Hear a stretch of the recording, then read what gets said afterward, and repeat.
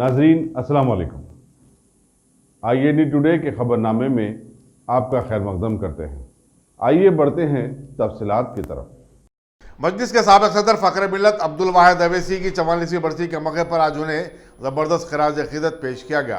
मोतमद उमूमी मजलिस व रुकन असम्बली अहमद पाशा कादरी की क़यादत में मजलिसी कायदीन और कारकुनों की बड़ी तादाद ने आगापुरे में दरगाह हज़रत आगा मोहम्मद दाऊद साहब रहमतुल्लाह अलैह पहुँच कर फ़खर मिल्लत की मज़ार पर चादर गुल चढ़ाई और फातह खानी की। इस मौके पर मौजूद काबिल ज़िक्र शख्सियतों में MLC रियाजुल हसन आफंदी, इत्तेमाद के लीडर बुरहानुद्दीन अवैसी और सालार मिल्लत एजुकेशन ट्रस्ट के ट्रस्टी नूरुद्दीन अवैसी वगैरह शामिल थे।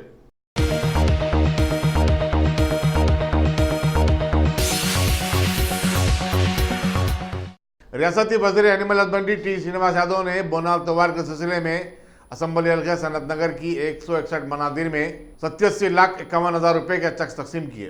उन्होंने बताया कि बोनाल त्योहार के सिलसिले में रियासत की 3,000 से ज़ायद मनादिर के लिए 15 करोड़ रुपये मंजूर किए गए हैं। మరి గోల్కొండ నుంచి ప్రారంభమైనటువంటి బోనాలు సింగనాంబిక అమ్మవారు మరి అక్కడి నుంచి స్టార్ట్ అయినటువంటి బోనాలు తెలంగాణ వ్యాప్తంగా కూడా ఎంతో బ్రహ్మాండంగా జరుగుతున్నాయి. ఈరోజు తెలంగాణలో ఉన్నటువంటి మన సంస్కృతి సాంప్రదాయాలు మన యొక్క గొప్ప పండుగ మన మహిళా మనులంతా బోనాలు ఎత్తుకోవడం, గుండెల ఊరేగింపులు, బలాల పట్ల ఊరేగింపులు, గోల్కొండ నుంచి ఉజ్జయిని మహంకాళి దేవస్థానం, ఈ సికింద్రాబాద్ పరిసర ప్రాంతాల్లో గొప్పగా జరిగేటువంటి బోనాలు, కొన్ని లక్షల మంది భక్తులు రావడం. దీనికి ప్రధానంగా తెలంగాణ రాష్ట్రం ఆవిర్భావం తర్వాత గౌరవ మన ముఖ్యమంత్రి గారు బోనాల పండుగని రాష్ట్ర పండుగగా అనౌన్స్ చేసిన తర్వాత మరి భక్తులు కానీ ప్రజలు కానీ లక్షల సంఖ్యలో వస్తున్నాం. మొన్న గోల్కొండ లాస్ట్ సండే అక్కడికి పోతే దగ్గర 4 లక్షల పైన జనం వచ్చినాయి. మరి ఇక్కడ కూడా ఉజ్జయిని మహంకాళి దేవస్థానానికి కొన్ని లక్షలాది మంది రావడం జరుగుతుంది. వచ్చేటువంటి వారికి ఎటువంటి ఇబ్బందులు లేకుండా అన్ని జాగ్రత్తలు తీసుకోవడం జరిగింది. అన్ని డిపార్ట్మెంట్ల కోఆర్డినేషన్తో మరి కార్యక్రమాలని చాలా బ్రహ్మాండంగా ఏర్పాటు చేసుకొని ముందుకెళ్తా ఉన్నాం. అదేవిధంగా నెక్స్ట్ వీక్ 28, 29 మరి ఓల్డ్ సిటీ ఉమ్మడి దేవాలయాలు కానివ్వండి, లేకపోతే హైదరాబాద్ అంతా పండుగ జరుగుతుంది. అన్ని ప్రాంతాల్లో మీకు ఇక్కడ జూబ్లీహిల్స్ కానీ, ఈసుగూడ, ఎల్లారెడ్డిగూడ, సనత్ నగర్, అమీర్పేట, అదేవిధంగా పద్మారావు నగర్ కానివ్వండి, మరి సికింద్రాబాద్ మన చిల్కలగూడ ప్రాంతంలో, బారాసుగూడ, ఈ విధంగా అంబర్పేట కానీ ఓల్డ్ సిటీ వరకు అన్ని ప్రాంతాలలో జరుగుతాయి. ఈరోజు దేశంలో మహంకాళి జాతరకు డబ్బులు ఇచ్చే గవర్నమెంట్ ఏకైక గవర్నమెంట్ మన ముఖ్యమంత్రి గారు, తెలంగాణ గవర్నమెంట్. అంటే దేవాలయాలకు డబ్బు, ఎందుకంటే కొన్ని దగ్గర ఒక 4,000 దేవస్థానాలు ఉన్నాయి. అందరూ కూడా పండుగ గొప్పగా జరుపుకోవాలి. ఎందుకంటే అక్కడ ఫ్లవర్ డెకరేషన్ కానివ్వండి, లైటింగ్ కానివ్వండి, అన్ని కార్యక్రమాలు చాలా బ్రహ్మాండంగా జరగాలి అనేటువంటి ఉద్దేశంతో దగ్గర 15 కోట్ల రూపాయలని మరి ముఖ్యమంత్రి గారు ఇవ్వడం జరిగింది. దీంతో పాటు పండుగ చాలా గొప్పగా ఇప్పుడు ఉజ్జయిని మహంకాళి దేవస్థానంలో ఆదివారం ఉదయం 3 గంటలకే పూజా కార్యక్రమం స్టార్ట్ అవుతుంది. ఆ తర్వాత బోనాలు కానివ్వండి, సాయంత్రం పలారంపట్ల ఊరేగింపులు, నెక్స్ట్ డే రంగం అంబారి ఊరేగింపు, ఈ కార్యక్రమాలన్నీ జరుగుతాయి. అయితే ఆదివారం నాడు కరెక్ట్ 3:30 గంటలకు మధ్యాహ్నం ఆదినగర్ హాస్పిటల్ నుంచి బోనాల ఊరేగింపు. దీంట్లో మన కవిత గారు, కల్వకుంట్ల కవిత గారు ముఖ్య అతిథిగా రావడం జరుగుతుంది. ఆమె కూడా బోనం ఎత్తుకొని మహంకాళి అమ్మవారు దర్శనం బోనం సమర్పించడం జరుగుతుంది. ఆదివారం మధ్యాహ్నం 3:30కు ఆదినగర్ హాస్పిటల్ నుంచి స్టార్ట్ అయింది. దానికి ప్రధానంగా మరి నేను, పద్మారావు గారు ఆ కార్యక్రమాన్ని కోఆర్డినేట్ చేయడం జరుగుతుంది. దీంతో పాటు రంగం నెక్స్ట్ డే మండే రంగము అంబారి ఊరేగింపు. అయితే ఈసారి చాలా పగడబందీగా ఏర్పాట్లు చేసుకోవడం జరిగింది. ఎటువంటి ఇబ్బందులు లేకుండా 3D మ్యాపింగ్ కానివ్వండి, లైటింగ్ కానివ్వండి, రోడ్ కనెక్టివిటీ కానివ్వండి, ఎక్కడ కూడా ఈ డెబ్రీస్ కానీ లేకపోతే క్లీనింగ్ విషయంలో కూడా చాలా కేర్ఫుల్గా ఉండడం జరిగింది. దీంట్లో అన్ని వర్గాలు రాజకీయాలకు అతీతంగా జరిగేటువంటి పండుగలు కాబట్టి ఈరోజు డాక్టర్ మానవ సేవా సమితి కానీ ఆర్య సమాజ్ కానీ అదేవిధంగా మన మీడియా మిత్రులు కానీ అక్కడ ఉన్నటువంటి లోకల్ ఆర్గనైజర్స్ కానీ అందరినీ కోఆర్డినేషన్ చేసుకొని పోతున్నాం. నేను మీడియా, ప్రింట్ మీడియా కూడా ఎలక్ట్రానిక్ మీడియాకు అభినందనలు తెలియజేస్తున్నా. ఎందుకంటే ఈ పండుగని విశ్వవ్యాప్తం చేశారు మీ మాధ్యమాల ద్వారా, కాబట్టి మీకు కూడా అభినందనలు తెలియజేస్తున్నా. రెండవది, పండుగకు మొదలే శక్తులు ఇవ్వాలనేటువంటి ఒక సంకల్పంతో ఇప్పుడు స్టార్ట్ చేసుకోవడం జరిగింది. ఎక్కడైతే మన రామ్గోపాల్పేట, మోటా మార్కెట్, పాటాపు, బన్సిలాల్పేట ఫస్ట్ వారం చేసుకుంటారు కాబట్టి ఇప్పుడు ఇచ్చేస్తాం వాళ్ళకి. మిగిలిన మండే చేస్తుంది, అన్నీ రెడీ అయిపోయింది. కాబట్టి ఎవరికి ఎటువంటి ఇబ్బందులు లేకుండా ఈ కార్యక్రమం మళ్ళీ సాయంత్రం కూడా ఇవాళ శుక్రవారం కాబట్టి అమ్మవారికి బియ్యం సమర్పించడం జరుగుతుంది. కాబట్టి టెంపుల్లో ఈరోజే చాలా పెద్ద ఎత్తున హడావిడి ఉంటుంది. మళ్ళీ సాయంత్రం క్లాక్ టవర్ నుంచి 5 గంటలకు గుజరాత్ సంఘం ఆధ్వర్యంలో వాళ్ళు బోనాలు తీసుకొని రావడం జరుగుతుంది. కాబట్టి నేను అందరికీ ఈ సందర్భంగా మనస్ఫూర్తిగా అభినందనలు తెలియజేస్తాను.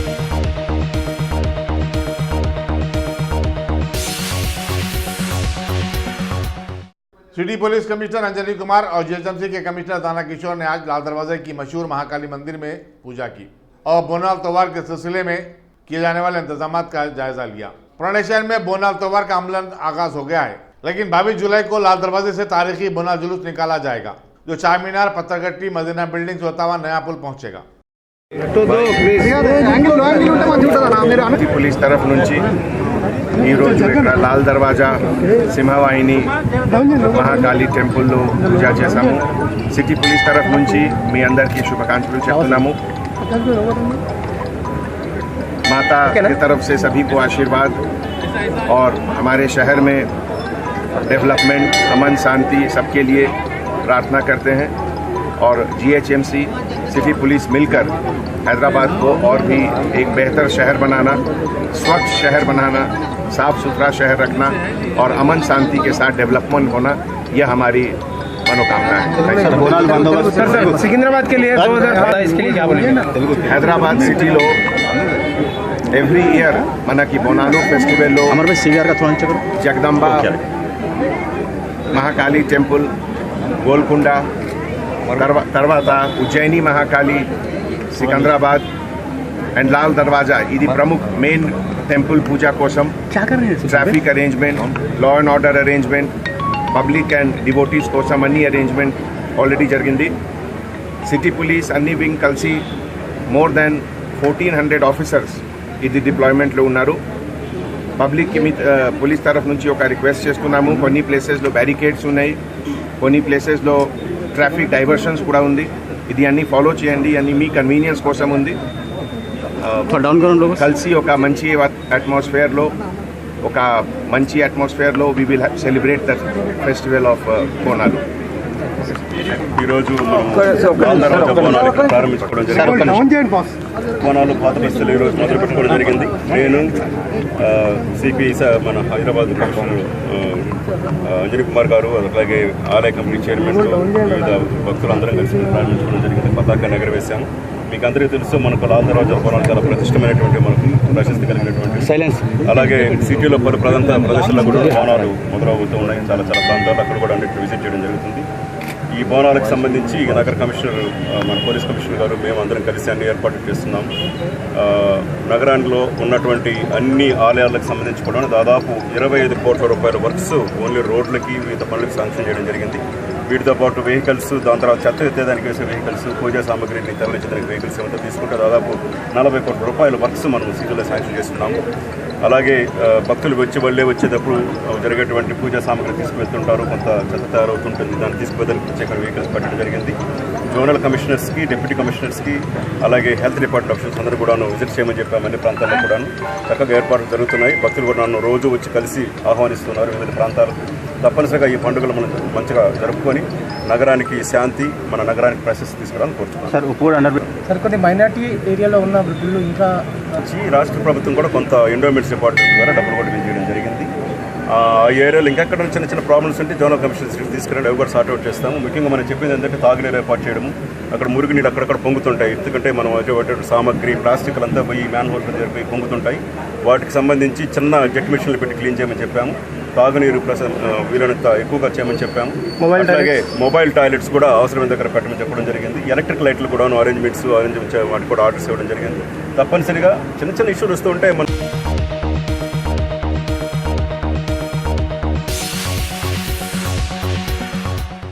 अब A1 टाउनशिप चिविला और मोइनाबाद के दरमियान मेन रोड से 1.3 किलोमीटर आबादी से लगा हुआ तमाम डेवलपमेंट के साथ जहां आप अपना घर बना के रह सकते हैं, जो है बिल्कुल बिल्कुल बिल्कुल आबादी से लगा हुआ 4 लाख में 100 गज का plot, drainage, electricity, footpath, BT road, college, bus stop जैसी तमाम सहूलियतें दस्तयाब हैं। आपका ये छोटा सा इन्वेस्टमेंट आपका और आपके बच्चों का मुस्तकबिल बदल सकता है। मजीद मालूमात के लिए हमें कॉल करें। Address pillar number 235 opposite fishers department, Rajendra Nagar, Hyderabad. Contact 7799603838।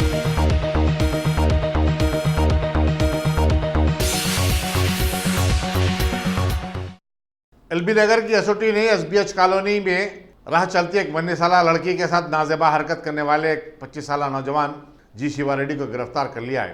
Commissioner police Rachakonda Mahesh भगवत ने मीडिया को बताया कि सूर्यापेट के मुतवत्तिन शिवा रेड्डी ने 12 जुलाई को इस लड़की को दिन दहाड़े पीछे से आकर दबोच लिया और नाजेबा हरकत करीबी सीसीटीवी कैमरों की मदद से मुलजिम का पता चलाया गया और फिर उसे गिरफ्तार कर लिया गया। कमिश्नर पुलिस ने तनहा जाने वाली लड़कियों से अपील की कि वो ऐसे किसी वाक़े की सूरत में फौरी पुलिस को इत्तला दें। उन्होंने बताया कि मुख्तलिफ महलों में सीसीटीवी कैमरों की तनसीब के नतीजे में जराइम की वारदातों पर काबू पाने में बड़ी मदद मिली है।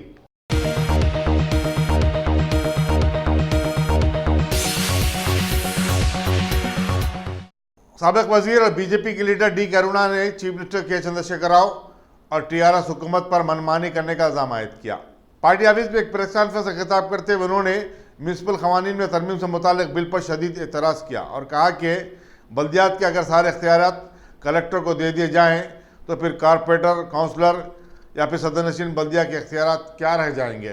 उन्होंने कहा कि हुकूमत को बल्दी इंतखाबात करवाने की बड़ी जल्दी है और इसलिए वो अपने हक़ में जो फ़ायदेमंद हो सकता है वैसे कवानीन बनाने जा रही है। हम यही पूछते हैं केसीआर को, देश के 125 करोड़ लोग जो दिए मैंडेट को, हंसी मजाक में जोक के जैसा करके एक मोदी का जीत है क्या बोल के बोलने का बात एक सीएम को शोभा नहीं देता। पहली बात, क्योंकि जो मुख्यमंत्री आज सीट में बैठा है तो तेलंगाना के जो लोग मैंडेट दी उसकी वजह से वो सीट में बैठा है। आज नरेंद्र मोदी जी को बार बार उनका नाम इसीलिए ले रहा है कि केसीआर जी वो नरेंद्र मोदी से बहुत डर के और बहुत इनसिक्योरिटी फील कर रहे हैं नरेंद्र मोदी के बारे में यहाँ पे तेलंगाना में केसीआर, क्योंकि आज तक मुख्यमंत्री नरेंद्र मोदी जी प्रधानमंत्री दूसरी बार बनने के बाद आज तक जाके उनको कहीं मतलब जाके हर मुख्यमंत्री जो भी है देश की प्रधानमंत्री कोई भी पार्टी के रहने दो, इससे पहले जाके इमीडिएटली जाके उनको ग्रीट करके आए थे, कंग्रेचुलेट करके आए थे। मेरा इस बार आज तक गया ही नहीं। और नीति आयोग का जब मीटिंग हुआ तभी भी जाके तेलंगाना के बारे में कुछ बात भी नहीं करा, कुछ क्या चाहिए, क्या अपना स्टेट के लिए सेंटर की तरफ से क्या किस चीज़ की मदद चाहिए बोल के भी पूछा तक नहीं आज तक। और बोल रहे कि ये लोग केंद्र सेंट्रल गवर्नमेंट ने हमको कुछ भी नहीं दिया अपने बजट में बोल के। कालेश्वरम को जो एनवायरमेंटल परमिशंस दिए, जब वो परमिशन दे रहे थे और उसके लिए कालेश्वरम के लिए जो बहुत बड़ा लोन्स केंद्र सेंट्रल गवर्नमेंट की तरफ से मिल रहा था, उसकी मदद मिली थी, उसके बारे में बहुत ज़्यादा तारीफ करे। सो बात आज केसीआर भूल गए क्या? मैं एक ही बात बोलती हूँ, केसीआर को नरेंद्र मोदी से, अमित शाह जी से बहुत ज़्यादा डर है, इसलिए कि यहाँ पे बहुत सारा करप्शन यहाँ तेलंगाना में प्रोजेक्टों के नाम पे करोड़ों लाखों में इसका एस्टिमेशंस बढ़ा के कालेश्वरम होने दो या पालमूर रंगारेड्डी होने दो और दूसरे प्रोजेक्ट्स होने दो, हर एक यहाँ प्रोजेक्ट डिजाइन बदल के और इसके में एस्टिमेट्स एकदम जंप करा के करोड़ों का माल लूट रहे हैं। करोड़ों में thousands of crores of rupees यहाँ पे करप्शन करके टीआरएस पार्टी वो जो करप्शन के पैसे इलेक्शन में खर्च करके जो आज सीट में बैठा है, उसीलिए उनके दिल में डर बैठा है। उसकी वजह से आज मोदी को ये मोदी का जीत है क्या बोल के हंसी का मजाक में ये आज केसीआर बात कर रहे बोले तो उसके दिल में बहुत सारा डर आज नरेंद्र मोदी के बारे में बैठा है। आज जो भी आप बोलेंगे लोगों के दिलों में से अब टीआरएस पार्टी को ये डर है कि तेलंगाना में पूरा बीजेपी के तरफ देख रहे लोग। अभी अल्टरनेट तेलंगाना में बीजेपी पार्टी है। बीजेपी के पार्टी लोग पूरा अगले इलेक्शन में यहाँ बीजेपी की गवर्नमेंट आना बोल के सबके सोच कर रहे, सब बात कर रहे, सब जगह बात चल रही है। उसकी वजह से इंटेलिजेंस रिपोर्ट्स आने दो, उनको कुछ रिपोर्ट्स के बारे में वो सब जानते हुए वो इनसिक्योरिटी की वजह से ये सब बातें कर रहे। आप जैसे केसीआर जो लोगों के पूरी मदद से 88 असेंबली सीट जीत के जो आप उस कुर्सी में बैठे और 4 ही महीने में तुम लोगों के कॉन्फिडेंस जो खोया है आप तेलंगाना में, आपके टीआरएस पार्टी जितने कॉन्फिडेंस से 2018 दिसंबर में गवर्नमेंट में आया था, अप्रैल के अंदर मतलब 4 ही महीने में आप लोगों में पूरा भरोसा खो दिए। यहाँ पे 4 सीट पार्लियामेंट के बीजेपी को 4 सीट पार्लियामेंट भी यहाँ मिले बोले तो उसी का प्रूफ है।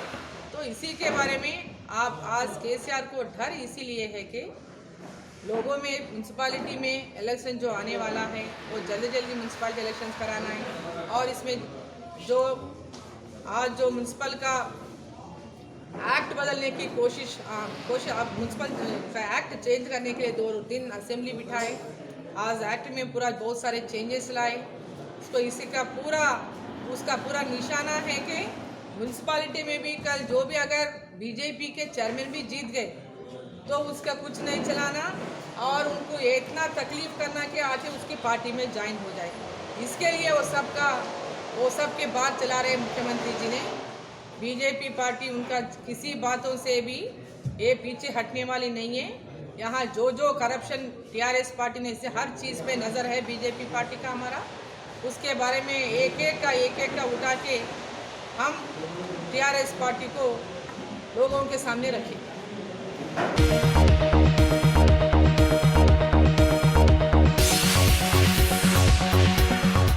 Bhagwan Devi Hospital, Dr. Om Prakash Agrawal presents Juhi Clinics at Sheikhpet। 25 सालों से ऑर्थोपेडिक्स सर्विसेज खिदमत अंजाम देते आ रहे हैं। भगवान देवी हॉस्पिटल है हमेशा आपके साथ। Doctor Om Prakash Agarwal, MS ortho senior orthopaedic surgeon, doctor Arvind Kumar, MS ortho senior orthopaedic surgeon. Treatment for difficult fractures, joint replacement, arthroscopy surgery, spine surgery, all under one roof. हजारों मरीजों का कामयाब इलाज जदीद टेक्नोलॉजी के जरिए। तमाम ऑर्थोपेडिक सर्विसेज एक ही छत के नीचे। Modern operation theatre, 24 hours digital x-ray, ultrasound, diagnostics, operations facility and pharmacy. Juhi Clinic, 3rd floor, above Reliance Trends, beside D-Mart, Toli Chowki, Sheikhpet, Hyderabad.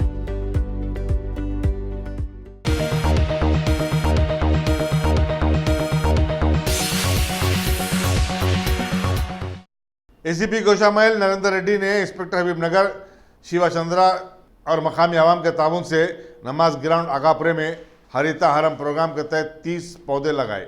Inspector Shivchandra ने आवाम से अपील की कि वो रजाकाराना तौर पर अपने घरों के पास शजरकारी का प्रोग्राम शुरू करें ताकि माहौल में तगरिया से होने वाले नुकसानात का इजाला हो सके।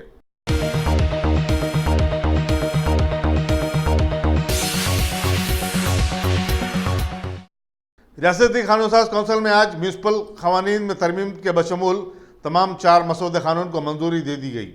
इन बिलों में डिप्टी सिविल सर्जन की उम्र वजीफा को बढ़ाकर 65 साल कर देना भी शामिल है। मजलिस के रुकन अमीन हसन जाफरी ने बिलों की तायद का ऐलान किया। उन्होंने कहा कि वार्डों की जमराबंदी के मामले में आबादी को महलूज रखा जाना चाहिए। साबिक वजीर टी जीवन रेड्डी ने भी मुबाहिस में हिस्सा लिया।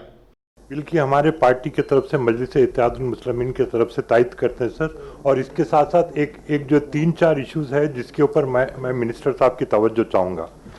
तो जो ये सर कि आप अगर ये म्यूनसिपल इलेक्शंस देखें तो आपको अनडिवाइडेड आंध्र प्रदेश में मार्च 2014 में आपको 53 म्यूनसिपैलिटीज़ और 3 म्यूनसिपल कॉरपोरेशंस के अंदर इलेक्शंस हुए थे, और जो जब के बाइफर्केशन स्टेट का होने का था तो इनडायरेक्ट इलेक्शंस जो म्यूनसिपल चेयरमैन के और जो मेयर्स के जो थे इलेक्शंस, वो आपको जो है स्टेट बनने के बाद जून में तेलंगाना की तश्कील होने के बाद जो जुलाई 2014 में हुए, और उसके बाद जो 2018 में जो है आपको तेलंगाना गवर्नमेंट एक बिल लाई जिसके अंदर आपको 71 जो नए म्यूनसिपैलिटीज बनाए गए, और उसके बाद ये जो ऑर्डिनेंस जो लाया गया है इसके अंदर जो नए जो म्यूनसिपैलिटीज बने हैं उनकी तादाद 75 हो गई है।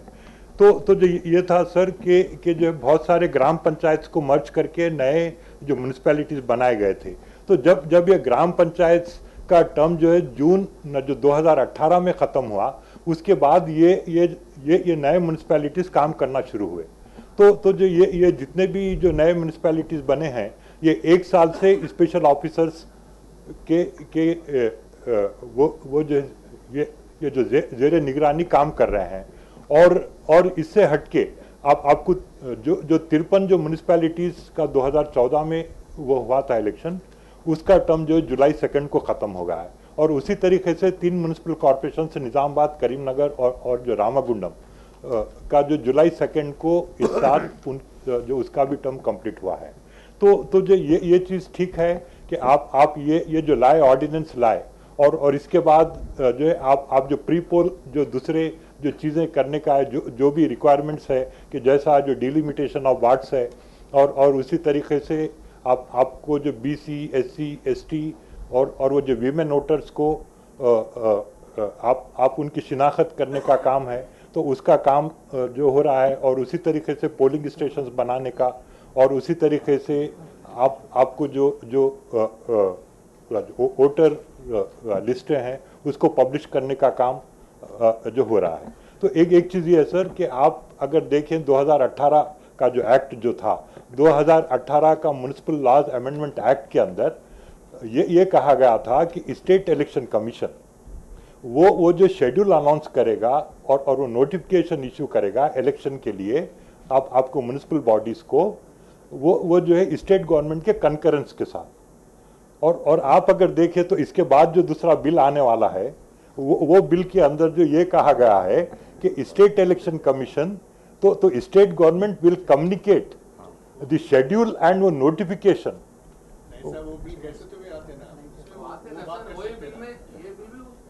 जी तो जब नहीं सर तो जी तो जो एक चीज जी तो एक ही चीज़ ये मैं जानना चाहूँगा सर कि जो है ये वो जो स्टेट इलेक्शन कमीशन जब से ये नया बिल आ रहा है उसके वजह से वो अनाउंसमेंट करना, शेड्यूल अनाउंस करना रोक दिया है। तो आप जो ये क्लैरिफाई कर देंगे कि जो है कब शेड्यूल आएगा या कितना जल्द आएगा, तो ठीक है सर। ओके, शुक्रिया।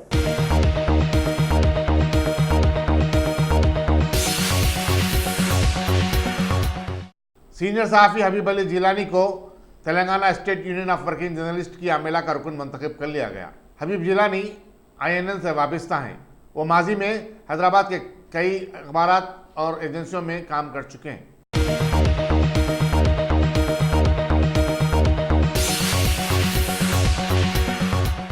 पुलिस मलकाजगिरी ने मौलाली कमान के पास ड्यूटी अंजाम देने वाले ट्रैफिक कांस्टेबल मोहम्मद मुजफ्फरुद्दीन पर हमले के इल्जाम में 5 अफराद को गिरफ्तार करके अदालती तहवील में भेज दिया है।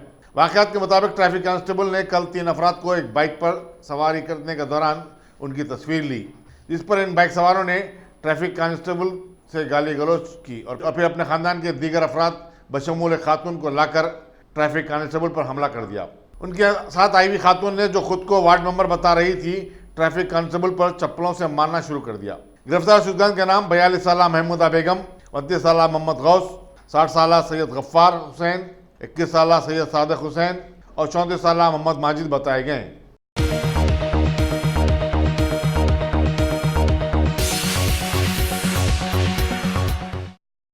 Top selection computers. अगर आप टेक्नोलॉजी के दौर में रहते हुए टेक्नोलॉजी से दूर हैं तो सोचिए मत, आइए एक बार खिदमत का मौका दीजिए। हमारे यहाँ branded computers Dell, HP, Lenovo, laptop accessories उम्दा क्वालिटी निहायत ही वाजबी दाम पर दस्तयाब है। स्कूल, कॉलेज, कॉर्पोरेट, ऑफिस वगैरह में बल्क क्वांटिटी में सप्लाई की जाती है। इसके साथ साथ हमारे यहाँ माहिर टेक्नीशियंस की निगरानी में रिपेयर की सहूलत भी मौजूद है।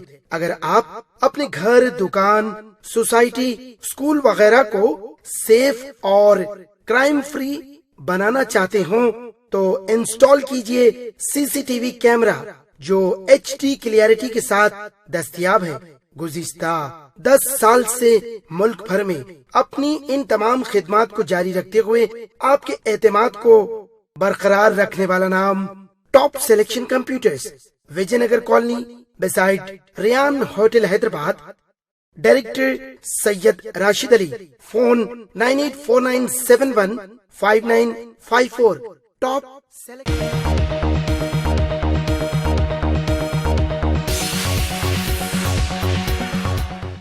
कांग्रेस आई के साबिक सदर राहुल गांधी ने अपनी बहन और पार्टी की जनरल सेक्रेटरी प्रियंका गांधी की उत्तर प्रदेश में गिरफ्तारी की मजम्मत की। उन्होंने कहा कि यूपी की योगी हुकूमत अपने इख्तियारात का बेजा इस्तेमाल कर रही है।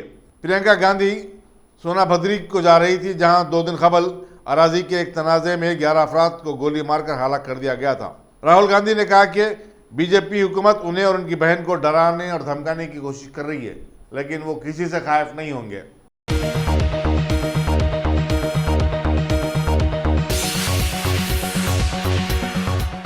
कांग्रेस की जनरल सेक्रेटरी प्रियंका गांधी को उत्तर प्रदेश की पुलिस ने आज मिर्जापुर के करीब उस वक्त हिरासत में ले लिया जब वो सोनाभद्री मौजे को जा रही थी, ताकि 2 दिन कबल अराजी के तनाज़े में हलाक कर दिए जाने वाले 11 अफराद के अरकान खानदान से मुलाकात कर सकें।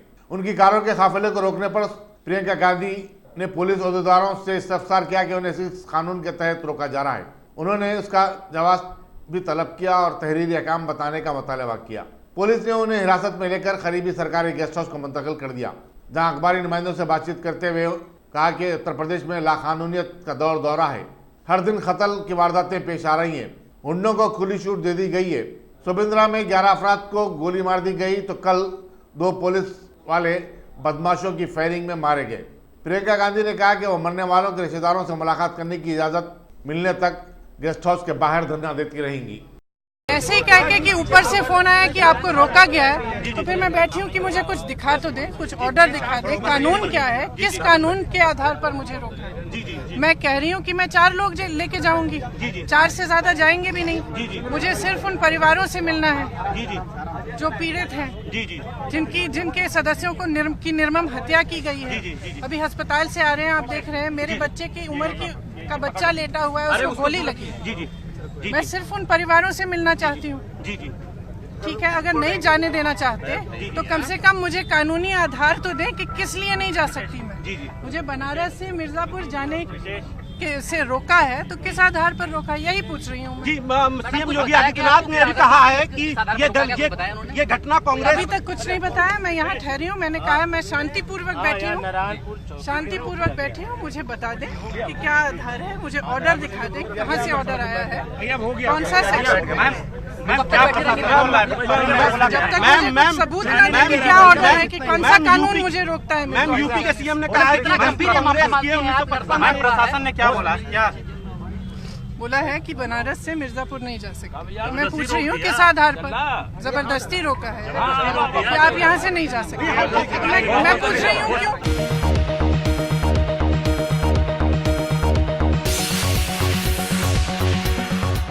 गाजी kidney centre and multi speciality hospital, गुर्दे और बवासीर के इलाज का 40 साल मशहूर हॉस्पिटल, जहां हजारों पेशेंट्स क्योर हो चुके हैं। Doctor Husaini international national award winner और दूसरे डॉक्टर्स और लेडी डॉक्टर्स की जेर खिदमत गुर्दे के तमाम अमराज का मुकम्मल ट्रीटमेंट किया जा रहा है। गुर्दे फेल हो चुके हों, डायलिसिस करवा रहे हों, याद रखिए डायलिसिस कोई इलाज नहीं, इससे 1% भी गुर्दे रिकवर नहीं होते। हाँ, डायलिसिस टेम्पररी रिलीफ दे सकता है, लेकिन हमारे ट्रीटमेंट से गुर्दे फिर से फंक्शन में आ सकते हैं। गुर्दे श्रिंक हो गए हों या सिस्ट हो, गुर्दे की पथरी हो, कैसी भी गुर्दे की तकलीफ हो या पाइल्स यानी बवासीर, चाहे ब्लीडिंग हो या कोम, बगैर ऑपरेशन मुकम्मल क्योर ट्रीटमेंट का एक ही centre, Ghazi kidney centre, DLRL main road, opposite Vikas high school, Chandrayan Gutta, Hyderabad. Cell 9966930824 या 9391326261।